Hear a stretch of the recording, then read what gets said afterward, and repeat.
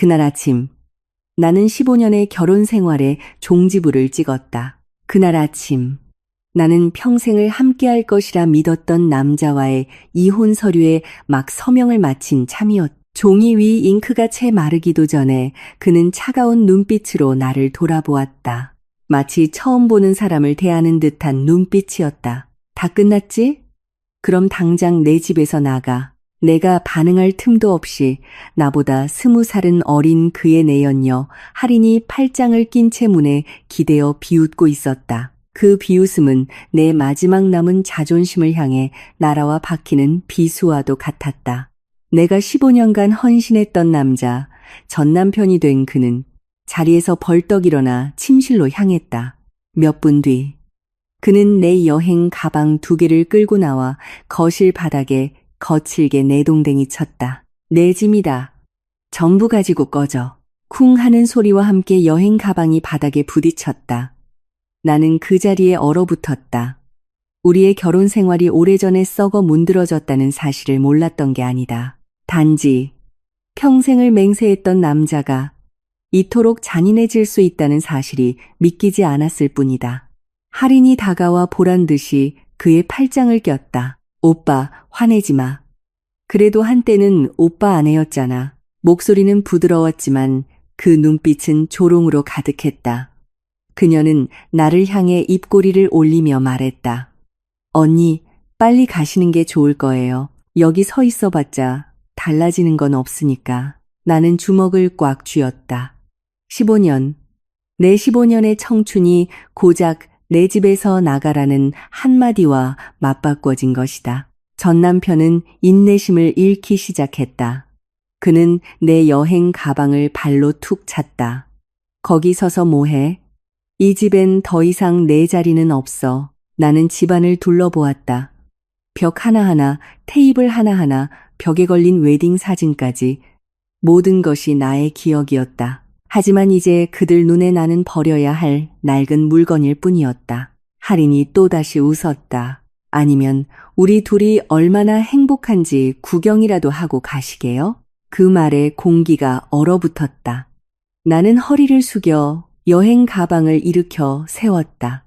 울지도 따지지도 그들을 다시 쳐다보지도 않았다. 그저 조용히 문을 향해 걸어갔다. 등 뒤에서 할인의 웃음소리가 터져나왔다. 어머, 난 또 한바탕 난리라도 피울 줄 알았네. 전 남편도 경멸적인 투로 말했다. 저 여자한테 이제 무슨 자격이 있다고. 등 뒤로 문이 닫혔다. 가장 치욕적인 방식으로 결혼 생활이 끝났다. 하지만 그들이 모르는 것이 있었다.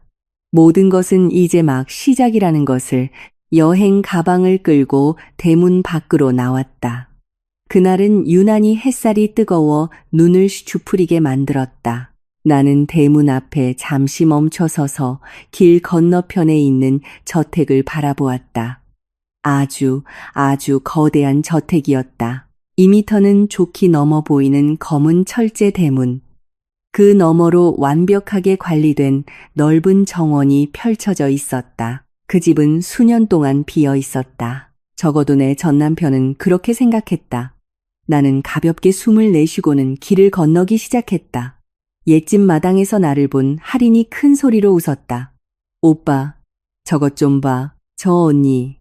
저기 가서 가정부라도 하려나 봐. 전 남편도 대문 밖으로 나왔다. 그는 팔짱을 낀 채 마치 희극을 보듯 나를 쳐다봤다. 저 집 수십억 원은 할 텐데. 꿈이라도 꾸나? 할인이 입을 가리고 웃었다. 꼴이 하도 처량해서 그냥 구경이라도 하나 보지. 두 사람은 거기 서서 나를 비웃었다. 하지만 나는 아무 말도 하지 않았다. 그저 조용히 핸드백을 열어 작은 은색 열쇠 하나를 꺼냈다. 멀리서 할인이 여전히 웃고 있었다. 뭐 하는 거야? 전 남편은 미간을 찌푸렸다. 쇼를 하고 있네, 아주. 나는 저택의 철제 대문 앞으로 다가갔다. 심장은 느리지만 아주 단단하게 뛰고 있었다. 지난 15년 나는 너무 오랫동안 침묵했고 너무 많이 인내했다. 그리고 오늘이 바로 모든 것이 바뀌는 날이다. 나는 열쇠를 들어 자물쇠에 꽂았다. 찰칵 소리와 함께 자물쇠가 풀리자 무거운 철제 대문이 천천히 열리기 시작했다. 한낮의 정적 속에서 경첩 소리가 선명하게 울려 퍼졌다. 길 건너편 할인의 웃음소리가 갑자기 대섰다. 전 남편은 눈을 동그랗게 떴다. 잠깐만 그는 서둘러 자기 집 대문을 나섰다. 이게 어떻게 된 거야? 나는 여행 가방을 끌고 넓은 정원 안으로 천천히 들어갔다. 뒤돌아보지도 한마디 말도 하지 않았다. 대문을 닫기 직전 나는 방금 나를 집에서 쫓아낸 남자의 눈을 똑바로 쳐다봤다. 그의 눈에는 더 이상 경멸이 없었다. 혼란과 경악만이 가득할 뿐이었다. 나는 조용히 한마디를 던졌다. 아마 그가 평생 잊지 못할 한마디를. 말하는 걸 잊었네. 이 저택, 내 거야. 그리고는 쾅 소리를 내며 대문을 닫았다. 밖에는 전 남편이 석상처럼 굳어서 있었다. 할인은 입을 벌린 채 아무 말도 하지 못했다. 하지만 그들이 아직 모르는 사실이 있었다. 진짜 충격은 이제부터 시작이라는 것을. 철제 대문 밖에서 전 남편은 여전히 석상처럼 굳어 있었다. 그의 시선은 방금 닫힌 대문에 고정되어 있었다. 아니야, 그럴 리가 없어. 옆에 서 있던 할인도 더듬거리기 시작했다.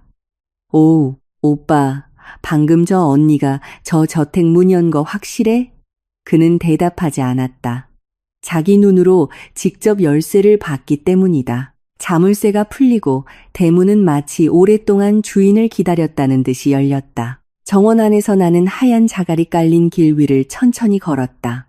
가지런히 정돈된 가로수들이 길 위에 그늘을 드리웠다. 15년 전 이 집이 막 완공되었을 때도 나는 이렇게 이 길을 걸었었다. 그때는 아주 어렸지만. 그리고 지금 나는 쓰디쓴 결혼 생활을 통째로 겪어낸 후였다. 길 건너편에서 할인이 동요하기 시작했다. 혹시 열쇠를 훔친 거 아닐까? 전 남편은 미간을 찌푸렸다. 어떻게 훔쳐? 저 집이 몇 년 동안 비어 있었는데. 할인은 입술을 깨물었다. 하지만 어떻게 저 언니한테 열쇠가 있어? 그는 아무 말도 하지 않았지만 눈빛은 불안감으로 흔들리고 있었다. 이 동네로 이사온 첫날부터 그는 길 건너 저택이 이 지역에서 가장 비싼 집이라는 것을 알고 있었다. 소문에 따르면 집주인은 엄청난 부자 가문이지만 아무도 그들이 이곳에 사는 것을 본 적이 없다고 했다. 가끔 청소하는 사람들이 왔다가 갈 뿐이었다. 그랬기에 내가 대문을 열고 들어가는 모습을 본 그의 머릿속은 완전히 혼란에 빠졌다. 할인이 그의 팔을 잡아 끌었다. 오빠, 가서 확인해봐. 그는 고개를 저었다. 미쳤어? 저쪽에서 경비원이라도 부르면 어떡해? 할인은 여전히 믿지 못했다. 하지만 그냥 쇼하는 거면 어떡해? 그들이 옥신각신하는 사이 나는 이미 저택의 현관문 앞에 도착해 있었다. 높이가 3미터는 좋게 되는 거대한 원목문이었다. 나는 잠시 멈춰서서 열쇠로 문을 열었다. 찰칵 소리와 함께 문이 열렸다. 실내는 여전히 깨끗했고 향긋한 나무 냄새가 났다. 이 집은 항상 관리인이 돌보고 있었기 때문이다. 나는 여행 가방을 끌고 안으로 들어갔다. 자동으로 조명이 켜지며 크림색 가죽 소파와 천장 중앙에 매달린 거대한 크리스탈 샹들리에가 있는 넓은 거실이 모습을 드러냈다. 나는 여행 가방을 내려놓고 깊은 숨을 들이마셨다. 마침내 집에 돌아온 기분이었다. 대문 밖, 전 남편은 아직 떠나지 않고 있었다. 그는 철제 울타리 너머로 안을 엿보려 애썼다. 저택 안에 불이 켜지는 것을 본 그는 그 자리에 얼어붙었다. 할인도 그 광경을 보고 속삭였다. 오빠, 저 언니 진짜 집 안으로 들어갔어. 그녀의 목소리가 떨리기 시작했다. 설마 저 집이 정말 저 언니 거라고? 전 남편은 거칠게 고개를 저었다. 말도 안 돼. 그는 거의 소리치듯 말했다. 15년 동안 나랑 같이 살았어. 저런 집을 살 돈이 어디 있어? 할인도 연신 고개를 끄덕였다. 맞아. 저 언니 그냥 전업주부였잖아. 하지만 그 말이 끝나기 무섭게 저택의 차고에서 검은색 고급 세단이 천천히 빠져나왔다. 묵직한 엔진음이 울리자 철제 대문이 다시 자동으로 열렸다. 전 남편과 하리는 반사적으로 몇 걸음 뒤로 물러섰다. 차는 대문 앞에 멈춰 섰고 문이 열리며 정장을 입은 한 남자가 내렸다. 그는 50대 후반으로 보였고 머리는 희끗희끗했지만 몸가짐은 매우 단정했다. 그는 마당에 서 있는 나를 보자 깍듯하게 허리를 숙였다. 아가씨, 오셨습니까? 대문 밖에서 하리는 하마터면 핸드백을 떨어뜨릴 뻔했다. 아, 아가씨? 전 남편은 벼락이라도 맞은 듯 굳어 있었다.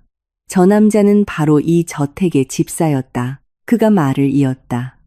아가씨께서 오늘 돌아오신다는 연락을 받고 모든 준비를 마쳤습니다. 나는 가볍게 고개를 끄덕였다. 고마워요, 김 집사님.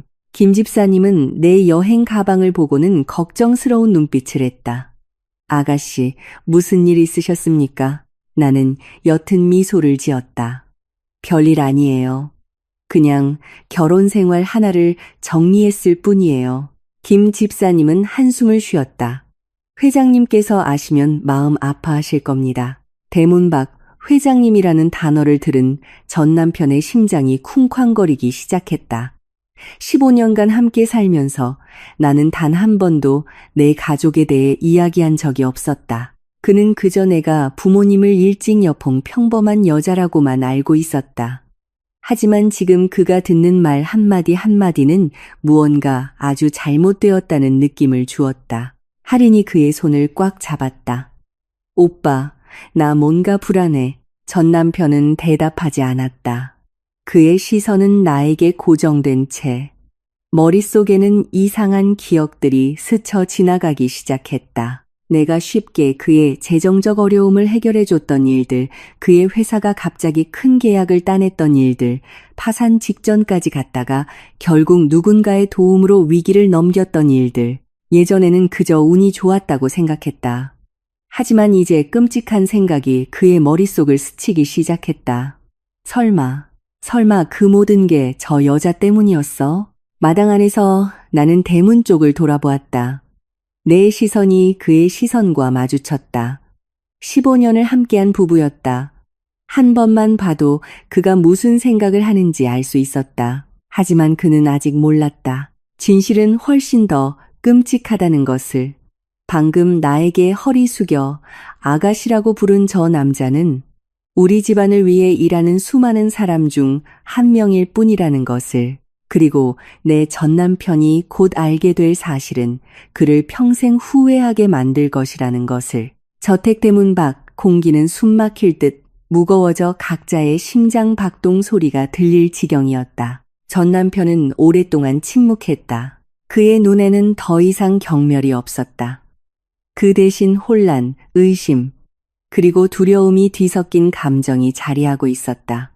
하리는 평정을 잃기 시작했다. 그녀는 그의 소매를 잡아 끌었다. 오빠, 일단 집으로 돌아가자. 이거 너무 이상해. 전 남편은 움직이지 않았다. 그의 시선은 여전히 나에게 고정되어 있었다. 그의 머릿속에는 단 하나의 질문만이 맴돌았다. 저 여자는 대체 누구지? 15년. 한 지붕 아래에서 15년을 살았다. 그는 자신이 나라는 사람을 완벽하게 안다고 생각했다. 평범하고 온순하고 말수가 적으며 친구도 인맥도 없는 여자. 심지어 결혼 후에는 일을 그만두고 가정을 돌봤다. 그의 눈에 나는 그저 단순한 전업주부일 뿐이었다. 하지만 지금 길 건너편의 저택, 나를 아가씨라 부르며 허리 숙이는 집사, 그리고 저 집 안의 모든 것이 쇼가 아니라는 사실이 명백해졌다. 할인이 작은 목소리로 떨리는 음성으로 말했다. 오빠, 들었어? 저 아저씨가 언니를 아가씨라고 불렀어. 전 남편은 이를 악물었다. 들었어. 할인은 마른 침을 삼켰다. 근데 만약 저 언니가 정말 저 집 주인이라면. 그녀는 잠시 말을 멈췄다가 이었다. 오빠는 방금 누굴 집에서 쫓아낸 거야? 그 말에 공기가 순간 차갑게 얼어붙었다. 전 남편은 뚱 돌아서 할인을 쳐다봤다. 그의 눈빛은 불쾌감으로 가득했다. 너 지금 무슨 말을 하는 거야? 할인은 황급히 고개를 저었다. 아니, 그냥 만약 그렇다는 거지. 하지만 그녀의 마음속에도 이미 불길한 예감이 싹트고 있었다. 만약 내가 정말 부자라면 전 남편이 자신과 바람을 피운 것은 엄청나게 어리석은 실수가 되기 때문이다. 한편 저택 안에서 김 집사님은 내 여행 가방을 집 안으로 옮기고 있었다. 거대한 문이 우리 등 뒤로 닫혔다. 김 집사님이 여행 가방을 내려놓고 나를 돌아보았다. 그의 눈빛은 걱정으로 가득했다. 아가씨, 정말 이혼하신 겁니까? 나는 고개를 끄덕였다. 네, 그는 아주 가볍게 한숨을 쉬었다. 회장님께서 아시면 무척 슬퍼하실 겁니다. 나는 옅게 미소 지었다. 아버지는 처음부터 경고하셨어요. 제가 듣지 않았을 뿐이죠. 김 집사님은 침묵했다. 그는 우리 집안에서 거의 30년 동안 일했다. 그는 이 결혼 뒤에 숨겨진 이야기를 아주 잘 알고 있었다. 15년 전 내가 그 남자와 결혼하겠다고 결심했을 때 아버지는 격렬하게 반대하셨다. 그의 집안 배경을 무시해서가 아니었다. 아버지는 사람을 보는 눈이 아주 정확했다. 아버지는 단 한마디만 하셨다. 그 남자는 내게 어울리지 않는다. 하지만 그때 나는 사랑에 빠져 있었다. 사랑에 빠진 여자는 자신의 감정으로 모든 것을 바꿀 수 있다고 믿는 법이다. 나는 가족을 떠나고 부유한 삶을 버리고 심지어 내 신분을 숨긴 채 그의 곁에서 평범한 삶을 살았다. 15년 동안 나는 그에게 우리 집안의 재산이 얼마인지 말한 적도, 그의 회사가 여러 번 파산 위기를 넘긴 것이 누구의 돈 덕분인지 알려준 적도 없었다. 김 집사님이 조심스럽게 물었다. 아가씨, 그 사람이 이 사실을 압니까? 나는 고개를 저었다. 아니요. 그리고 알려줄 생각도 없어요. 김 집사님은 나를 몇 초간 바라보다가 천천히 말했다. 하지만 아무래도 그가 의심하기 시작한 것 같습니다. 나는 커다란 유리창으로 다가가 밖을 내다보았다. 집안에서도 대문 앞에 서 있는 두 사람의 모습이 선명하게 보였다. 할인은 불안해 보였다. 그리고 전 남편은 여전히 움직이지 않고 서 있었다. 그의 눈빛은 마치 기억의 조각들을 맞추려는 듯했다. 나는 나직이 웃었다. 조만간 알게 되겠죠. 바로 그때 내 휴대폰이 갑자기 울렸다. 화면에는 아버지라는 두 글자가 떠 있었다. 김 집사님은 즉시 자세를 바로 했다. 회장님이십니까? 나는 고개를 끄덕이고 전화를 받았다. 아버지의 목소리가 수화기 너머로 들려왔다. 언제나처럼 낮고 위험 있는 목소리였다. 돌아왔구나. 나는 가볍게 대답했다. 네. 아버지는 몇 초간 침묵하다가 물었다. 이혼은 마쳤고, 네. 수화기 저편에서 아버지가 한숨을 쉬었다. 아주 짧은 한숨이었지만 그 안에는 많은 감정이 담겨 있었다. 내가 말했잖니. 그 남자는 그럴 가치가 없는 놈이라고. 나는 반박하지 않았다. 이번만큼은 아버지가 옳았기 때문이다. 아버지가 다시 물었다. 그놈 집 맞은편 저택에 있는 거지? 나는 조금 놀랐다. 어떻게 하셨어요? 아버지는 냉소적으로 웃었다. 지난 15년간 사람을 붙여 널 지켜봤다. 내가 무슨 일이 일어나는지 모를 거라고 생각했니? 나는 가볍게 한숨을 쉬었다. 역시 우리 아버지다웠다. 직접 개입하지는 않으시지만 멀리서나마 단 한 번도 나를 보호하는 것을 멈춘 적이 없었다. 아버지가 말을 이었다. 딸아, 이제 그놈의 진짜 본 모습을 알았겠지? 나는 창밖을 내다보았다. 전 남편은 여전히 혼란스러운 얼굴로 대문 앞에 서 있었다. 나는 천천히 대답했다. 네. 아버지는 몇 초간 침묵했다. 그리고 그의 목소리는 그 어느 때보다 차가워졌다. 그렇다면 잘 됐구나. 내일부터 우리가 그놈에게 암암리에 주었던 모든 것을 회수할 테니. 나는 미간을 살짝 찌푸렸다. 어떻게 하시려고요? 수화기 저편에서 아버지는 짧게 한마디만 했다. 곧 알게 될 거다. 그리고 전화를 끊었다. 나는 몇 초간 가만히 서 있었다. 마음속에서 이상한 감정이 피어올랐다. 나는 아버지를 잘 알았다. 아버지가 그렇게 말씀하셨다는 것은 내 전남편의 인생이 곧 완전히 뒤바뀔 것이라는 의미였다. 그리고 이번에는 더 이상 그의 뒤에서 도와줄 사람은 아무도 없을 것이다. 대문 밖, 전남편은 갑자기 몸을 떨었다. 이유는 알 수 없었지만 거대한 폭풍이 몰려오고 있다는 예감이 들었다. 저택 대문 밖에서 전남편은 마침내 발걸음을 옮겼다. 하지만 그의 발걸음은 더 이상 이전처럼 당당하지 않았다. 그는 아주 천천히 걸었다. 마치 머릿속에 방금 일어난 일들을 아직 받아들이지 못하는 듯했다. 할인이 뒤따르며 창백한 얼굴로 그의 팔을 가볍게 잡아 끌었다. 오빠, 그냥 집으로 가자. 그는 바로 대답하지 않았다. 몇 초가 흐른 뒤에야 잠긴 목소리로 말했다. 이상하지 않아? 할인이 움찔했다. 이상하다니? 뭐가? 그는 길 한가운데 멈춰서서 저택 쪽을 돌아보았다. 마당의 불빛은 여전히 밝았고 검은 철제 대문은 두세 개를 가르는 보이지 않는 경계선처럼 우뚝 솟아 있었다. 그는 중얼거렸다. 15년이야. 15년 동안 그 여자는 나랑 살면서 돈이 있다는 말을 한 번도 한 적이 없어. 할인은 입술을 깨물었다. 어쩌면 최근에 저 집을 샀을 수도 있잖아. 전 남편은 즉시 고개를 저었다. 그럴 리 없어. 그는 이 동네에 7년 넘게 살았다. 저 저택은 그가 이사 오기 훨씬 전부터 존재했다. 할인은 불안해지기 시작했다. 그럼 혹시 부자라도 만난 거 아닐까? 그 말이 끝나자마자 그는 미간을 찌푸렸다. 다른 생각이 문득 그의 머릿속을 스쳤다. 최근 몇 년간 그의 사업은 믿기지 않을 정도로 순조로웠다. 그의 작은 회사는 파산 직전에서 갑자기 대형 계약들을 따냈다. 심지어 몇몇 프로젝트는 왜 자신이 선정되었는지 이해할 수 없을 정도였다. 예전에는 자신의 능력 덕분이라고 생각했다. 하지만 이제 끔찍한 생각이 서서히 형태를 갖추기 시작했다. 그는 할인을 돌아보며 목소리를 낮췄다. 3년 전에 우리 회사 파산할 뻔했던 거 기억나? 할인이 고개를 끄덕였다. 응, 기억나. 그때 은행에서 곧 압류 들어올 거라고 했잖아. 그가 말을 이었다. 그런데 바로 다음 날 갑자기 어떤 투자자가 회사에 돈을 쏟아부었어. 할인이 눈을 깜빡였다. 그래서 그는 마른 침을 삼켰다.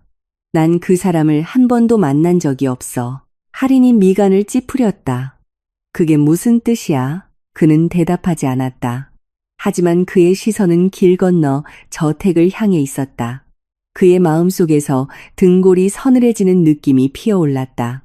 한편 저택 안에서 나는 거실에 익숙한 소파에 앉아 있었다. 김 집사님이 방금 차를 내왔고 찻잔에서는 옅은 김이 피어올랐다. 나는 찻잔을 들어 한 모금 마셨다. 익숙한 차맛이 마음을 차분하게 가라앉혔다. 김 집사님이 곁에 서서 조용히 물었다. 아가씨, 그에게 진실을 말할 생각이십니까? 나는 고개를 저었다. 그럴 필요 없어요. 곧 스스로 알게 될 테니까요. 김 집사님은 나를 몇 초간 바라보다가 말했다. 회장님께서 움직이기 시작하셨습니다. 나는 희미하게 미소 지었다. 알아요. 아버지는 아주 결단력 있는 분이시죠. 오랫동안 침묵하실 수는 있지만 일단 손을 쓰시면 모든 것이 아주 빠르게 진행될 거예요. 바로 그때 내 휴대폰이 울렸다. 아버지의 비서가 보낸 메시지였다. 단 한 줄이었다. 로열 캐피탈. 기아의 전 남편 회사에서 모든 투자금을 공식적으로 회수했습니다. 나는 화면을 몇 초간 바라보다가 휴대폰을 내려놓았다. 길 건너편 전 남편은 아직 집으로 돌아가지 않았다. 그는 대문 앞에서 연신 담배를 피우고 있었다. 할인은 계단에 앉아 있었는데 눈에 띄게 짜증이 난 모습이었다. 여기 서서 뭐해? 더워 죽겠는데. 그는 여전히 대답이 없었다. 바로 그때 그의 휴대폰이 요란하게 울렸다. 그는 화면을 힐끗 보았다. 회사의 재무이사였다. 그는 전화를 받았다. 무슨 일이야? 수화기 저편에서 다급한 목소리가 들려왔다. 사장님, 지금 어디세요? 그가 미간을 찌푸렸다. 집인데. 무슨 일인데? 상대방은 거의 소리치듯 말했다. 로열 캐피탈에서 방금 투자금 전액을 회수하겠다고 통보했습니다. 전 남편은 즉시 몸을 바로 세웠다. 뭐라고? 할인이 깜짝 놀라 그를 쳐다봤다. 무슨 일이야? 그는 그녀를 신경 쓰지 않았다. 그의 목소리는 다급해졌다. 진정해. 뭔가 오해가 있는 거 아니야? 수화기 저편에서 빠르게 말했다. 오해가 아닙니다. 방금 이메일이 왔습니다. 즉시 자금을 회수하겠답니다. 그는 목이 타는 듯한 갈증을 느꼈다. 하지만 왜? 상대방이 대답했다. 이유는 말해주지 않았습니다. 하지만 이 투자가 없으면 우리 회사는 프로젝트를 유지할 자금이 부족합니다. 하리는 이 말을 듣고 불안해지기 시작했다. 오빠, 회사에 문제 생긴 거야? 그는 손을 들어 조용히 하라는 신호를 보냈다. 이틀만 시간을 줘. 그가 전화기에 대고 말했다. 내가 그쪽과 이야기할 방법을 찾아볼게. 상대방은 몇 초간 침묵하다가 작은 목소리로 말했다. 사장님, 제 생각에 이건 간단한 문제가 아닌 것 같습니다. 로열 캐피탈뿐만 아니라 다른 주요 협력사 3곳에서도 방금 협력 중단을 통보해 왔습니다. 전 남편은 누군가에게 가슴을 세게 맞은 듯한 충격을 느꼈다. 모든 것이 너무나도 빠르게 일어났다. 불과 몇 분 만에 성장 가도를 달리던 그의 회사는 갑자기 붕괴 위기에 직면했다. 그는 전화를 끊었다. 얼굴이 새하얗게 질려 있었다. 할인이 다급하게 물었다. 무슨 일이야? 그는 대답하지 않았다. 그의 시선은 천천히 길 건너 저택을 향했다. 그의 머릿속에는 오후에 내가 했던 말이 울려 퍼졌다. 이 저택 내 거야. 등골을 타고 차가운 기운이 흘렀다. 15년 만에 처음으로 그는 진작에 생각했어야 할 한 가지를 자문하기 시작했다. 내가 방금 집에서 쫓아낸 저 여자는 대체 누구일까? 한편 나는 저택 2층 창가에 서 있었다. 익숙한 길을 내려다보았다. 김 집사님이 등 뒤에서 조용한 목소리로 말했다. 아가씨, 게임이 시작되었습니다. 나는 가볍게 고개를 끄덕였다. 왜냐하면 내 전 남편이 방금 겪은 일은 이제 시작에 불과하다는 것을 알았기 때문이다. 그리고 이번에는 그가 저지른 모든 일에 대한 대가를 치르게 될 것이었다. 그날 밤 전 남편의 집에는 더 이상 평소와 같은 웃음소리가 들리지 않았다. 음악 소리도 할인의 애교 섞인 목소리도 없었다. 오직 거실을 가득 메운 무거운 침묵만이 존재했다. 전 남편은 소파에 앉아 있었다. 앞에는 노트북이 여전히 켜져 있었고 화면에는 수많은 새 이메일이 표시되어 있었다. 모두 나쁜 소식이었다. 한 협력사는 프로젝트 중단을 통보했고 한 공급업체는 즉시 대금 결제를 요구했다. 한 은행은 대출 재심사를 요청했다. 할인은 부엌에 서서 그를 바라보았다. 그녀는 잠옷으로 갈아입었지만 아직 감이 다가가지 못했다. 오후에 그 전화를 받은 이후로 그의 얼굴에서 긴장감이 사라지지 않았기 때문이다. 마침내 할인이 다가갔다. 오빠, 그는 고개를 들지 않았다. 응. 할인은 잠시 망설이다가 물었다. 회사, 정말 큰 문제 생긴 거야. 그는 무겁게 한숨을 쉬었다. 회사 최대 투자자가 자금을 회수했어. 할인이 눈을 깜빡였다. 그럼 다른 투자자를 찾으면 되잖아. 그는 씁쓸하게 웃었다. 그게 그렇게 쉬웠으면 내가 여기 앉아 있겠어? 할인은 진심으로 걱정되기 시작했다. 그럼 회사 망하는 거야? 그는 침묵했다. 그 침묵만으로도 할인은 어느 정도 상황을 짐작할 수 있었다. 그녀는 즉시 태도를 바꾸었다. 목소리가 다급해졌다. 그래도 오빠 돈은 있잖아. 그렇지? 그가 미간을 찌푸리며 그녀를 쳐다봤다. 무슨 뜻이야? 할인이 황급히 말했다. 그냥 물어보는 거야. 우리도 살아야 하니까. 그는 그녀를 오랫동안 쳐다봤다. 그의 눈빛은 점점 차가워졌다. 그의 머릿속에 문득 한 가지 기억이 떠올랐다. 예전에 회사가 어려울 때마다 항상 그의 곁에 있었던 것은 나였다. 비록 큰 도움은 되지 못했지만 나는 단 한 번도 그에게 돈이 얼마나 남았냐고 묻지 않았다. 하리는 그의 시선에 불편함을 느꼈다. 왜 그렇게 쳐다봐? 그는 고개를 저었다. 아니, 아무것도. 하지만 그의 마음속에서는 혐오감이 싹트기 시작했다. 바로 그때 그의 휴대폰이 다시 울렸다. 이번에는 프로젝트 책임자였다. 그는 즉시 전화를 받았다. 무슨 일이야? 수화기 저편에서 긴장된 목소리가 들려왔다. 사장님, 방금 명성그룹에서 통보를 받았습니다. 전 남편은 미간을 찌푸렸다. 그래서 상대방은 마른 침을 삼켰다. 그들이 계약을 파기했습니다. 그는 벌떡 일어났다. 뭐라고? 할인이 깜짝 놀라 그를 쳐다봤다. 또 무슨 일이야? 수화기 저편에서 프로젝트 책임자가 말을 이었다. 그뿐만이 아닙니다. 그들은 우리에게 위약금까지 요구했습니다. 전 남편은 머리가 핑 도는 것을 느꼈다. 그 계약은 수백억 원짜리였다. 위약금을 물게 되면 그의 회사는 즉시 무너질 것이다. 그는 으르렁거리듯 말했다. 내일 내가 직접 찾아가겠다. 분명 뭔가 오해가 있는 걸 거야. 하지만 전화를 끊으며 그는 그것이 오해가 아니라는 것을 똑똑히 알았다. 이 모든 일이 너무나도 빠르고 너무나도 정확하게 일어났다. 마치 누군가가 뒤에서 모든 것을 조종하는 것처럼. 그리고 그의 시선은 천천히 길 건너 저택을 향했다. 2층의 불은 여전히 켜져 있었다. 등골이 오싹해지는 생각이 머릿속을 스쳤다. 설마 저 여자 짓인가? 할인이 그가 밖을 쳐다보는 것을 보고 물었다.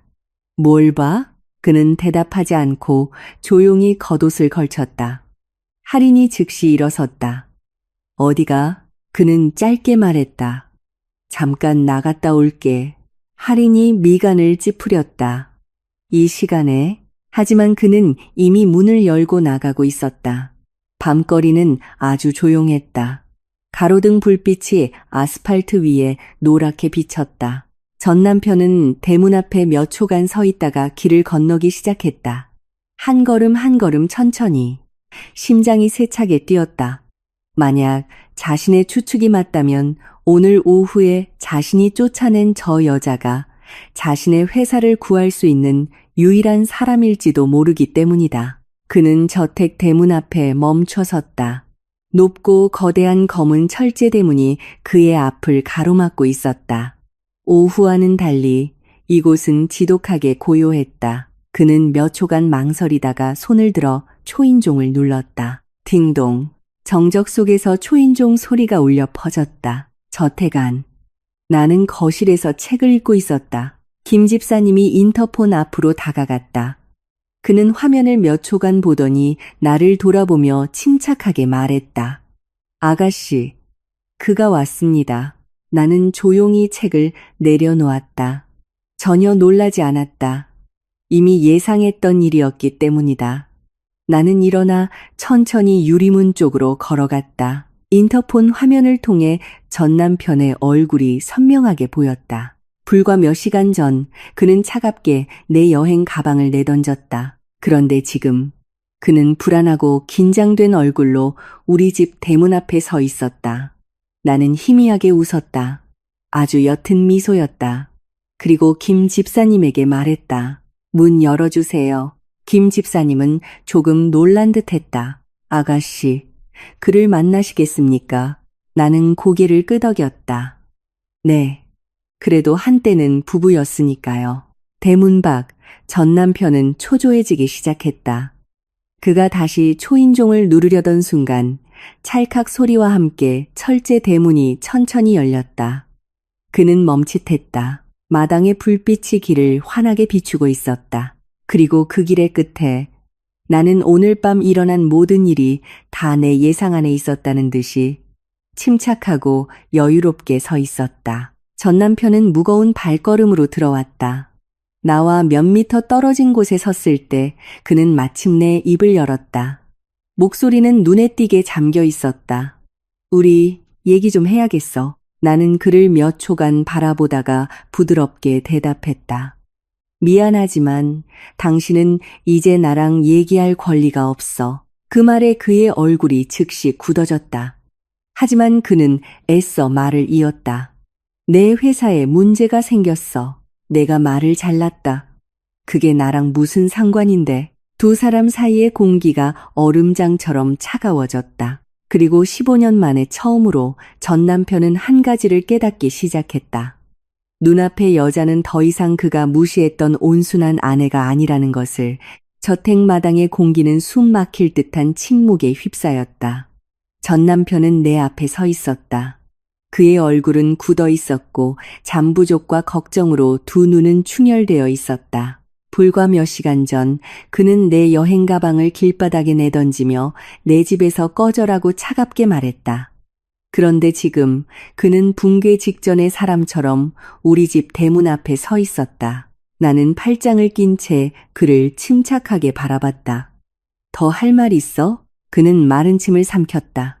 그의 시선은 넓은 마당, 분수대, 차고 안의 고급 세단을 훑고 다시 나에게로 돌아왔다. 그의 목소리는 쉬어 있었다. 이 집 정말 네 거야? 나는 바로 대답하지 않고 희미하게 미소만 지었다. 내게 아니면 내가 어떻게 들어왔을 거라고 생각해? 그는 말문이 막혔다. 몇 초간의 침묵이 흐른 뒤 그가 목소리를 낮춰 말을 이었다. 넌 한 번도 말한 적 없잖아. 나는 미간을 살짝 찌푸렸다. 당신도 한 번도 물어본 적 없잖아. 그 말에 그는 대답할 말을 찾지 못했다. 내 말이 맞았기 때문이다. 15년의 결혼 생활 동안 그는 내가 어디서 왔는지, 가족은 어떤지, 과거는 어땠는지 단 한 번도 진심으로 관심을 가진 적이 없었다. 내가 집안일을 하고 그를 귀찮게 하지 않으면 그걸로 충분했다. 전 남편은 깊은 숨을 들이마시고 마침내 가장 중요한 말을 꺼냈다. 내 회사에 문제가 생겼어. 나는 고개를 끄덕였다. 응. 그는 조금 놀랐다. 알고 있었어? 나는 그의 눈을 똑바로 쳐다봤다. 그렇게 큰일을 내가 모를 거라고 생각해? 그는 몇 초간 침묵하다가 물었다. 네가 한 짓이야? 그 질문의 뒤에 서 있던 김 집사님의 미간이 살짝 찌푸려졌지만 나는 가볍게 웃기만 했다. 내가 그럴 능력이 있다고 생각해? 그는 대답하지 않았다. 하지만 그의 눈빛이 모든 것을 말해주고 있었다. 오늘 그가 본 것들 이후로 그는 내가 그럴 수 있다고 믿기 시작했다. 나는 자갈이 깔린 길 위를 천천히 몇 걸음 걸으며 침착하게 말했다. 3년 전에 당신 회사 파산 직전이었던 거 기억나? 그는 즉시 고개를 들었다. 그걸 네가 어떻게 알아? 나는 말을 이었다. 그때 당신은 은행에 거의 200억 원의 빚이 있었고 어떤 투자 펀드가 갑자기 당신 회사에 돈을 쏟아부었지. 그의 얼굴이 창백해졌다. 너 그 펀드를 알아? 나는 멈춰서서 그의 눈을 똑바로 바라보며 그를 얼어붙게 할 한마디를 던졌다. 그 펀드, 우리 집안 거야. 마당의 공기가 얼어붙었다. 전 남편은 몇 초간 멍하니 서 있었다. 뭐라고? 나는 계속해서 말했다. 목소리는 여전히 아주 평범한 이야기를 하듯 담담했다. 그때뿐만이 아니야. 7년 전 당신의 첫 프로젝트가 거의 취소될 뻔했을 때 협력사와 이야기해서 해결해 준 것도 우리 쪽 사람이야. 그는 한 걸음 뒤로 물러섰다. 얼굴이 새하얗게 질려 있었다. 아니야, 그럴 리 없어. 나는 희미하게 웃었다. 당신의 그 작은 회사가 정말로 그런 대기업들과 계약할 수 있었을 거라고 생각해? 그 말은 그의 자존심에 직격탄을 날렸다. 그는 연신 고개를 저었다. 아니야, 내 능력으로 해낸 거야. 나는 그를 잠시 바라보다가 천천히 말했다. 정말로 진실을 알고 싶어? 그는 대답하지 않았지만 그의 눈빛은 이미 대답하고 있었다. 나는 김 집사님을 돌아봤다. 김 집사님, 내 아가씨, 저 사람에게 보여주세요. 김 집사님은 고개를 끄덕였다. 그는 옷안 주머니에서 태블릿 PC를 꺼내 서류철을 열고 전 남편에게 건넸다. 그는 떨리는 손으로 그것을 받아들었다. 불과 몇 초 후 그의 얼굴이 창백해졌다. 그 서류철에는 지난 10년간 그의 회사에 비밀리에 투자된 모든 내역이 담겨 있었다. 총액은 1,000억 원이 넘었다. 그는 고개를 들어 나를 쳐다봤다. 눈빛은 공황 상태에 빠져 있었다. 네가 어떻게 이렇게 많은 돈을? 내가 대답하기도 전에 대문 밖에서 익숙한 외침이 들려왔다. 오빠, 여기 있는 거 다 알아. 전 남편이 깜짝 놀라 돌아봤다. 그는 그 목소리를 즉시 알아차렸다. 할인이었다. 그녀는 머리가 헝클어지고 분노에 찬 얼굴로 저택 대문 앞에 서 있었다. 할인은 스파에서 퇴근하고 집에 돌아왔을 때 그가 없는 것을 발견했다. 동네를 헤맨 끝에 마침내 이 저택 앞에 주차된 그의 차를 보게 된 것이다. 할인은 미친 듯이 초인종을 눌러댔다. 당장 나와. 초인종 소리가 요란하게 울려 퍼졌다. 전 남편은 당황했다. 제가 왜 여기까지? 나는 그저 침착하게 대문 쪽을 바라보며 그를 굳어지게 할 한마디를 던졌다. 당신 내연녀? 그는 대답할 말을 찾지 못했다. 바로 그때 저택의 대문이 갑자기 열렸다. 할인은 즉시 안으로 뛰어들어왔지만 눈앞의 광경을 보고 그 자리에 얼어붙고 말았다. 자신이 항상 무시했던 여자. 오늘 오후에 비웃었던 그 여자가 수십억 원짜리 저택마당 한가운데에 서 있었다. 그리고 곁에 있는 집사는 그녀를 깍듯하게 아가씨라고 부르고 있었다. 할인은 입을 벌린 채 아무 말도 하지 못했다.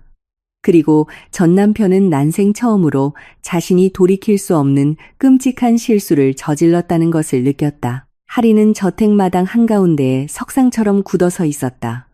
그녀의 시선은 믿을 수 없다는 듯이 주위를 샅샅이 훑었다. 넓은 정원, 중앙의 분수대, 차고에 주차된 고급 세단, 그리고 특히 내 옆에 서서 여전히 깍듯한 자세를 유지하고 있는 정장 차림의 나이든 남자.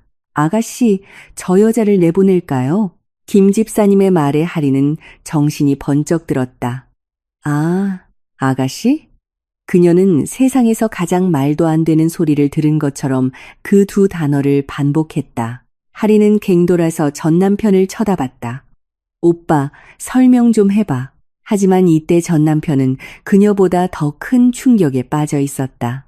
그는 여전히 태블릿 PC를 손에 들고 비밀 투자 내역 통계의 시선을 고정하고 있었다. 마지막 숫자는 그의 손을 떨리게 만들었다. 1230억 원.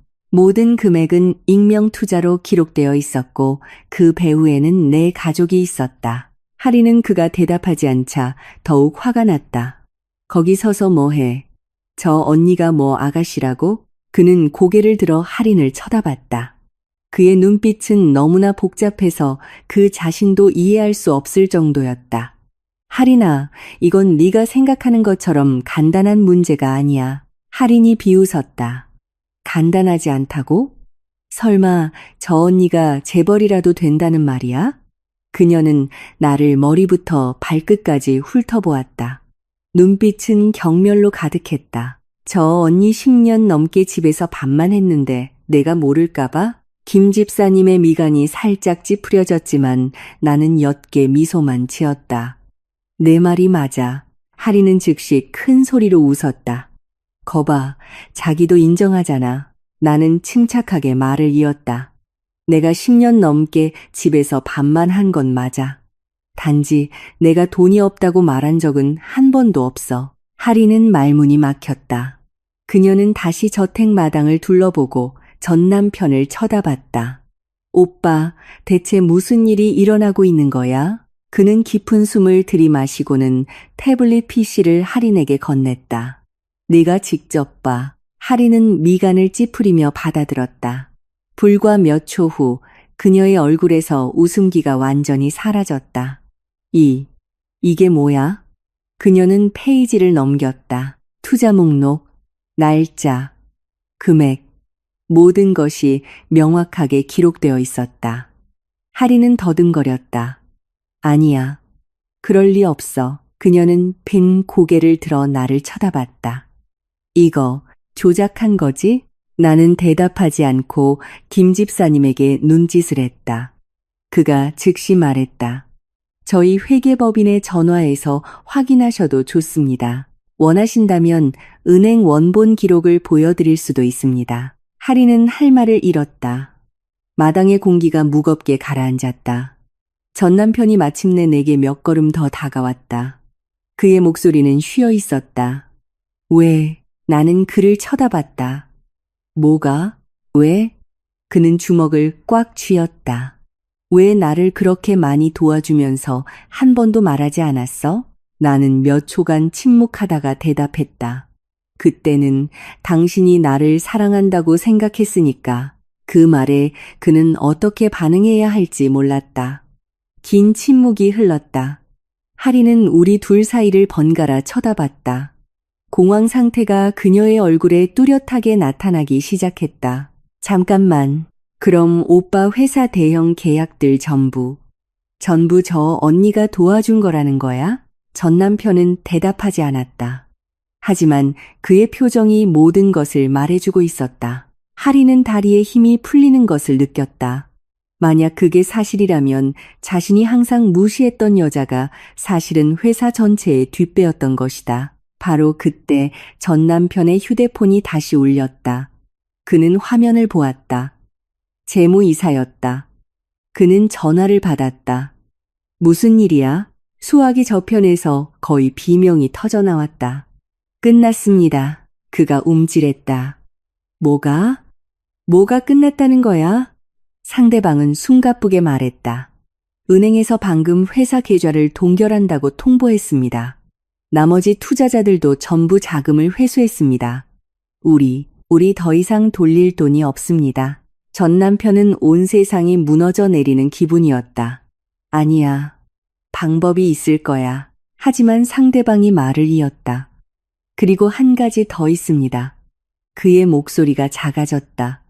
명성그룹에서 소장을 보냈습니다. 패소하면 500억 원 이상을 배상해야 합니다. 휴대폰이 그의 손에서 떨어졌다. 쿵! 할인이 경악했다. 오빠, 회사 정말 파산한 거야? 그는 대답하지 않고 영혼 없는 시체처럼 가만히 서 있었다.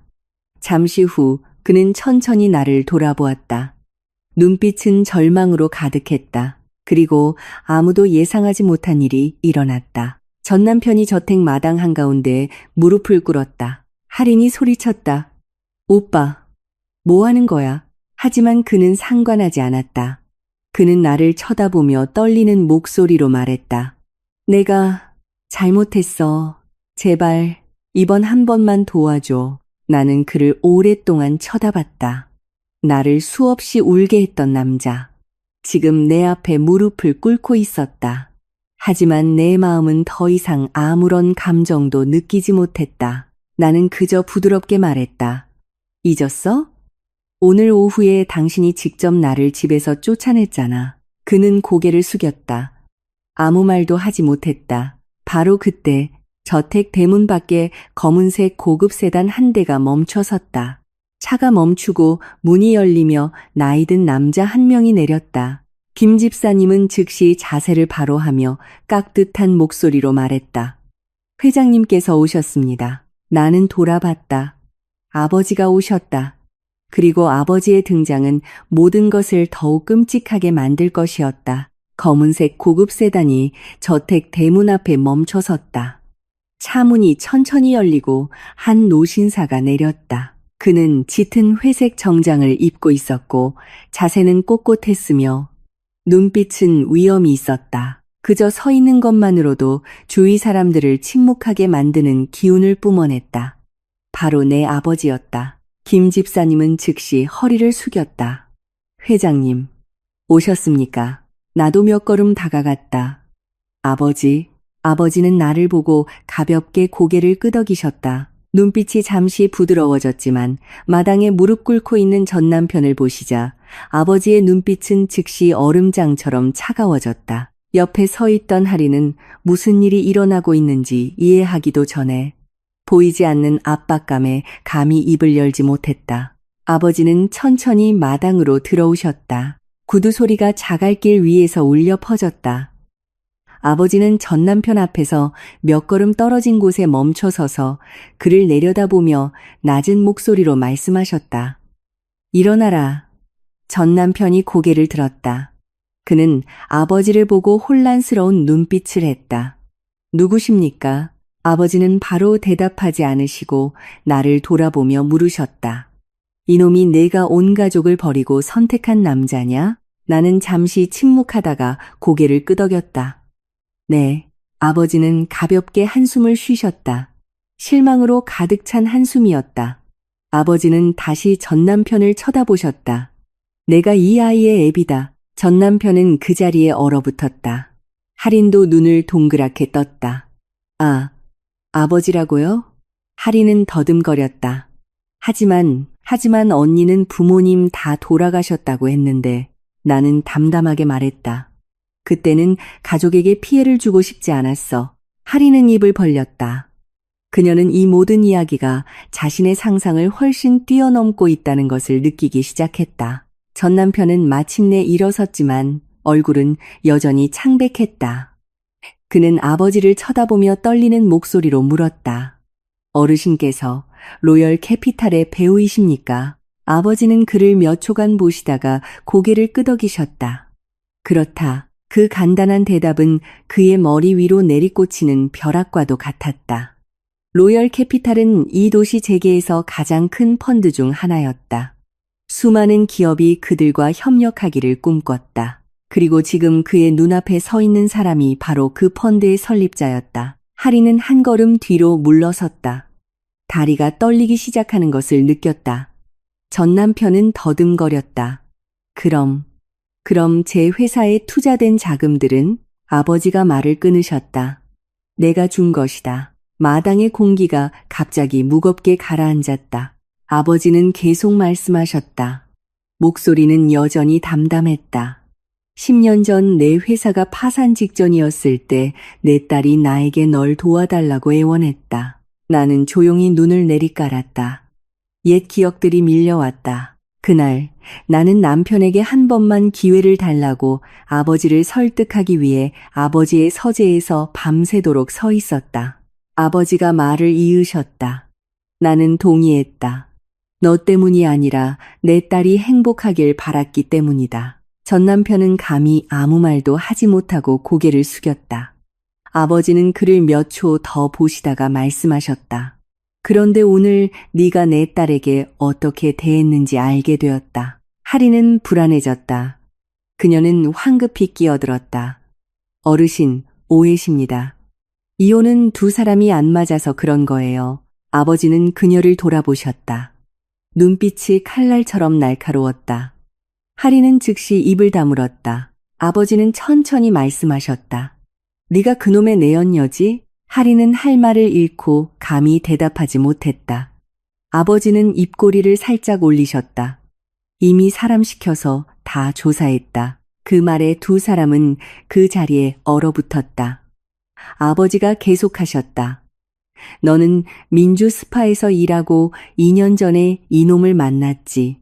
그리고 내 딸 몰래 만나기 시작했고. 하리는 등골이 서늘해지는 것을 느꼈다. 아버지가 어떻게 이 모든 것을 그렇게 자세히 알고 있는지 이해할 수 없었다. 아버지는 다시 전 남편을 쳐다보셨다. 목소리는 그 어느 때보다 차가워졌다. 네가 방금 내 회사가 왜 그렇게 빨리 무너졌는지 물었지? 그가 고개를 들었다.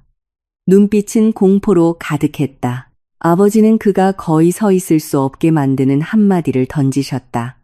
네가 지금까지 가졌던 모든 것은 우리 집안이 준 것이기 때문이다. 그리고 내가 그것을 거두면 너에게는 아무것도 남지 않는다. 할인이 경악하며 전 남편을 쳐다봤다. 오, 오빠, 무슨 말이라도 해봐. 하지만 그는 아무 말도 하지 못했다.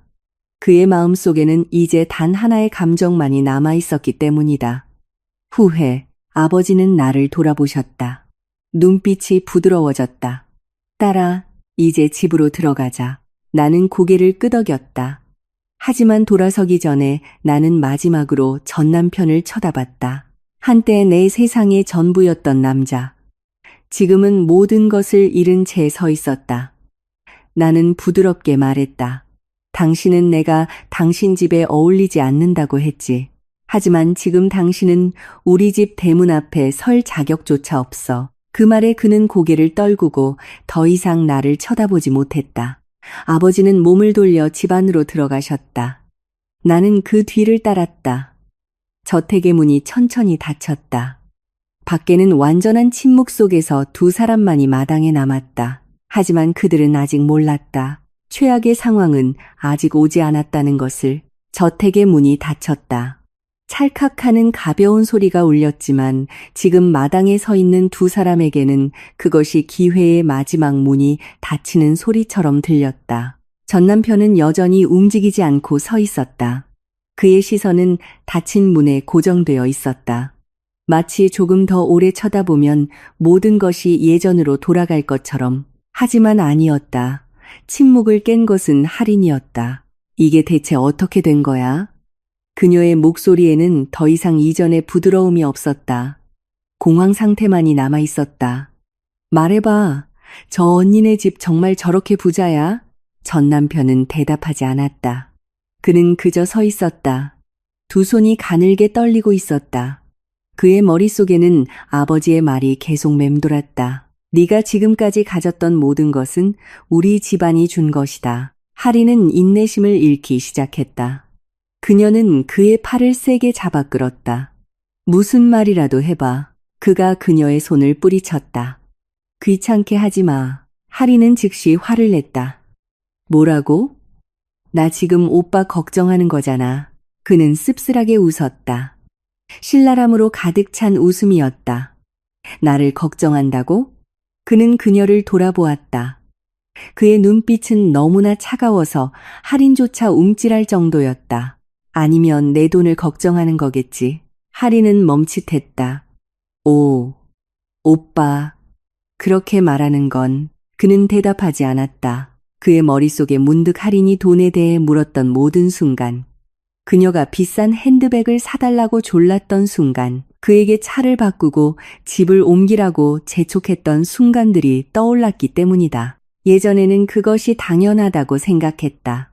하지만 지금 모든 것이 고통스러울 정도로 명확해졌다. 할인은 더듬거리기 시작했다.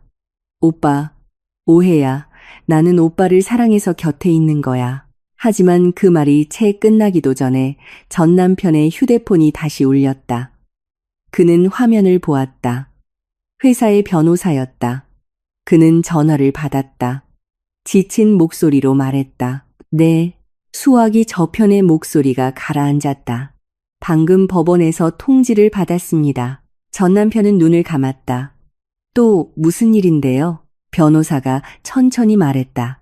은행에서 공식적으로 회사 자산 전체에 대한 동결 신청을 했습니다. 그는 심장이 쓰는 듯한 기분이었다.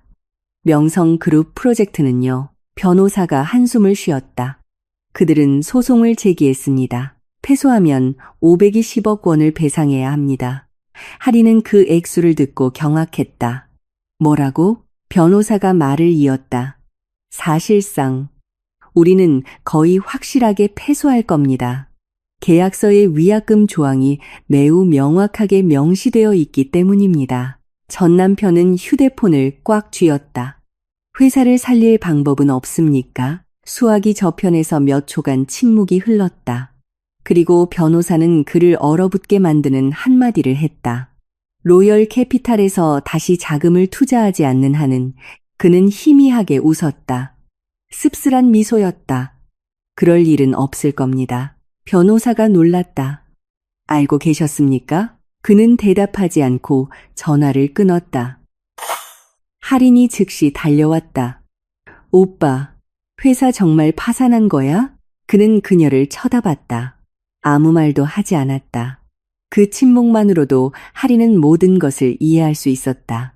그녀의 얼굴이 즉시 변했다. 더 이상 걱정도 부드러움도 없었다. 차가운 계산만이 남아 있었다. 할인은 한 걸음 뒤로 물러섰다.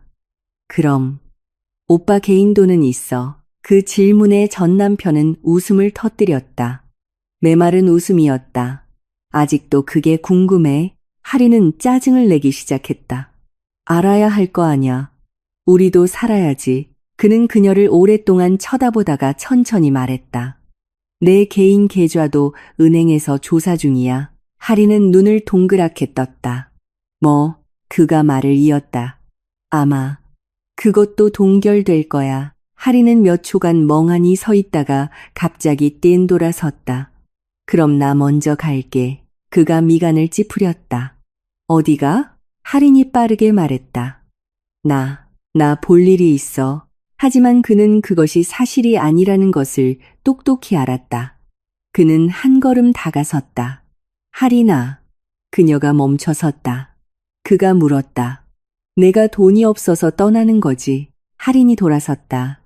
눈빛은 불쾌감으로 가득했다. 무슨 소리야?